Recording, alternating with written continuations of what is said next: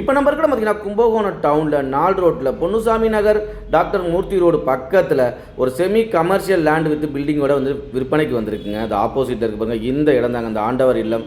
அதுக்கு பக்கத்தில் உள்ள இந்த காலி மனை ரெண்டும் சேர்த்து தாங்க விற்பனைக்கு வந்திருக்கு. மொத்தம் 3500 ஸ்கொயர் ஃபீட் லேண்ட் ஏரியாங்க.